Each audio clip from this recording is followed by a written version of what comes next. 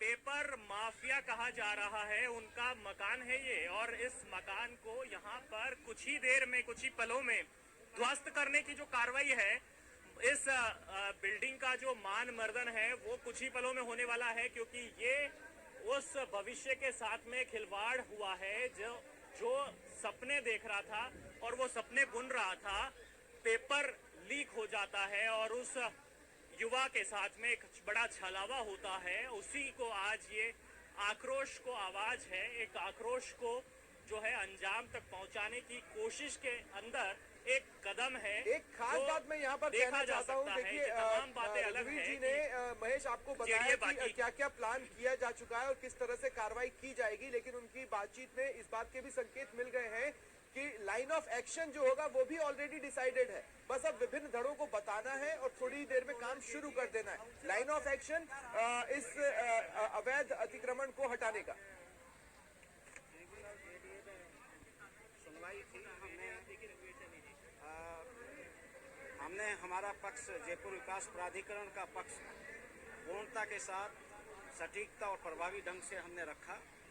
हमने Rajasthan high court से भी हमारे जो पैनल लॉयर्स थे, अमित कोड़ी जी, इनकी टीम को बुलवाया था और प्रभावी ढंग से हमने हमारा पक्ष रखा। माननीय ट्रिब्यूनल का आदेश जयपुर विकास प्राधिकरण के पक्ष में आया है। हमारी कार्रवाई पूरी विधि सम्मत आधार पर है। हम जो जायज इनका निर्माण है उसको क्षति नहीं पहुंचे, पड़ोसियों को किसी प्रकार का भी कोई क्षति नहीं पहुंचे, सुरक्षात्मक एहतियात सतर्कता बरतते हुए हम कार्रवाई अंजाम देंगे। देखिए, इसका पहले भी बात हो रखी है कि आगे का 15 फीट का और पीछे का 8.25 फीट का सेटबैक्स को कवर करते रोड सीमा के बालकनी और 8 मीटर से ऊपर का है वो अवैध निर्माण है, वो हमारी इंजीनियरिंग टीम है, उसके निर्देशन में उनकी हटवाएंगे।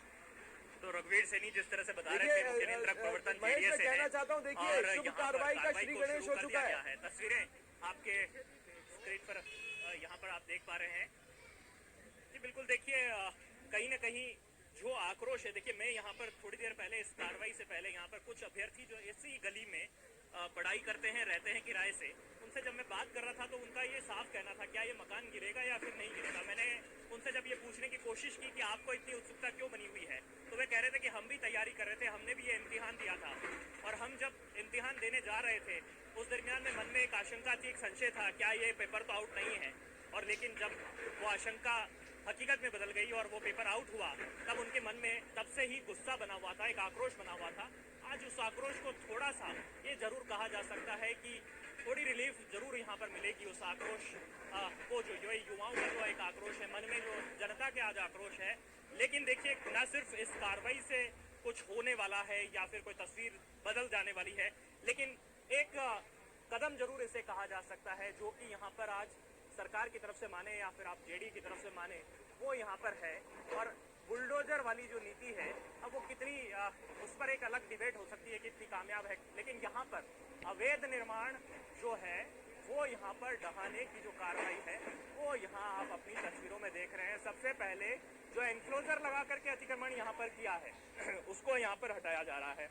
आगे पेड़ पौधे लगा दिए थे, 4.5 से 5 फीट बालकनी जा रही है। देखिए, ये बालकनी टूटते हुए जो नजारा है, मैं अपने कैमरामैन साथी से कहूंगा कि वे बचाव करते हुए तस्वीरें आपको दिखाई, क्योंकि काली का चलता पीला पंजा, ये तस्वीरें न्यूज़ 18 राजस्थान पर लाइव। महेश जारी रखें।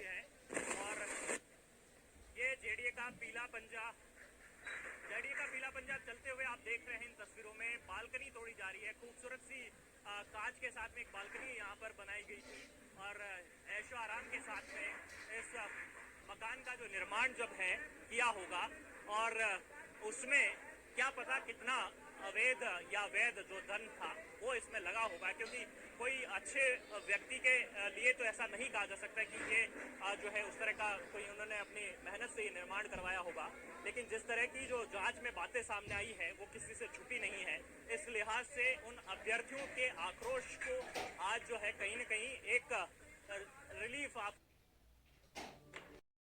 लेकर जेडीवी ट्रिब्यूनल कोर्ट में जो सारण है, जो गोपाल सारण की ओर से याचिका लगाई गई थी, उसमें यह कहा गया था कि अवैध निर्माण को हटाने के लिए उनको समय दिया जाए, लेकिन कोर्ट ने स्पष्ट कर दिया है कि जो अवैध निर्माण को जेडीए यहाँ पर हटाए, साथ में ये भी सुनिश्चित करे कि जो वैध निर्माण है वो किसी भी तरीके से क्षतिग्रस्त नहीं हो। तो पूरे मामले को लेकर रोक रहा हूं रोशन, रोक रहा हूं। जैसा कि आपने बताया, सहयोगी महेश उस पॉइंट पर मौजूद है जहां पर कार्रवाई होनी है। महेश, क्या तस्वीरें दिखा सकते हैं आप इस वक्त की, बोले।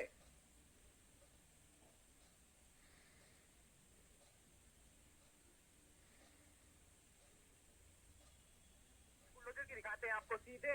देखिए आप, ये जो है रजनी विहार है और ये वही प्लॉट है जो कि भूपेंद्र सारण का है, गोपाल सारण का है। और अभी इस मामले में जो अपडेट आया है, अब इस अपडेट के साथ में पहले से ही तैयारियां कर चुके जेडीए के प्रवर्तन दस्ते की टीम यहाँ पर पहुंच चुकी है। बुलडोजर आपको तस्वीर में दिख रहा है, कुछ ही पल का इंतजार है और ये बुलडोजर अब चलने वाला है इस जो इमारत है उसके ऊपर। और ये जो इमारत है जिसको कि यहाँ पर जेडीए की टीम ने, यहाँ पर जेडीए के ट्रिब्यूनल ने यहाँ पर अवैध करार दिया था, ये भूपेंद्र सारण, गोपाल सारण और पालपुराम जो है उनका प्लॉट नंबर 67 है, जो रजनी विहार, जिस पर की नोटिस चस्पा है जेडीए के। और इसमें साफ तौर पर कहा था कि धारा 32 का जो उल्लंघन है वो यहाँ पर किया गया था। 141 वर्ग गज का ये मकान है, 28 फीट का इसका जो फ्रंट है, वहां पर 15 फीट, 29 फीट का इसका जो फ्रंट है, वहां पर 15 फीट इन्होंने नहीं सेटबैक छोड़ा था, 8.5 फीट का सेटबैक पीछे में नहीं छोड़ा गया था। आगे जो रोड सीमा पर जो है बालकनियां इन्होंने निकाल दी थी, रैंप इन्होंने निकाला हुआ था। तो ऐसे में जो तमाम विधिक नोटिस इनको जारी किए थे, 10 तारीख को ये नोटिस जारी किया था, 12 को इनको जवाब देना था, लेकिन जवाब नहीं दिया था। ना ही बाहर जो है वो सामान इन्होंने अपने खाली करे हैं।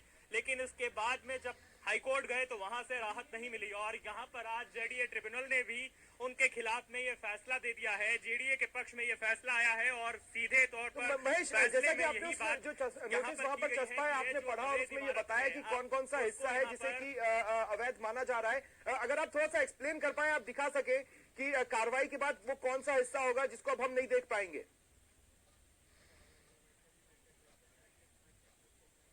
देखिए, एक बार फिर से नोटिस की वो तमाम जानकारी मैं आपको यह देना चाहूंगा कि 141.55 वर्ग गज का ये मकान है। 15 फीट जो है इसके अंदर आगे का सेटबैक छोड़ा जाना था, वो कवर करके